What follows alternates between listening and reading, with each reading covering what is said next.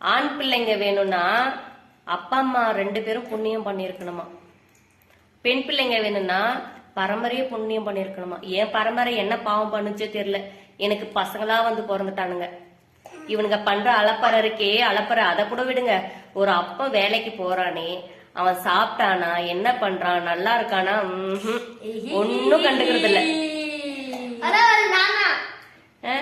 ஒரு நாள் கூட போன் பண்ணி பேசுனது. அதே ஒரு பொம்பளை பிள்ளையா இருந்திருந்தா, அப்பா எப்பப்பா வீட்டுக்கு வர, சாப்பிட்டே இல்லையாப்பா, சீக்கிரம் வாப்பா அப்படின்னு ஒரு நாளும் ஒருத்தன் கேட்பான், அம்மா அப்பா எப்ப வராது. நான் கூட பரவாயில்ல பாசம் பொங்கிட்டு வந்துட்டு இருக்குதுன்னு நினைப்பேன். லாஸ்ட் அவன் என்ன பண்ணுவான், அம்மா வரும்போது அப்பாவை நூடுல்ஸ் வாங்கினார் சொல்லுமா, சிக்கன் ரைஸ் வாங்கினார் சொல்லுமா, 65 வாங்கினார். தின்றதுக்கு தான் பாக்குறானுங்க இந்த ஆம்பளை பசங்க, தின்றதுக்கு தான் பாக்குறானுங்களே தவிர அப்பா நல்லா இருக்கானா, சாப்பிட்டானா, என்ன பண்றான், எப்படி இருக்கான், நம்மளுக்காக தானே மழையிலயும் வெயிலையும் கஷ்டப்படுறான், அந்த யோசனை. அதுதான் ஒரு பொம்பளை புள்ள வேணும்ன்றது வீட்டுக்கு.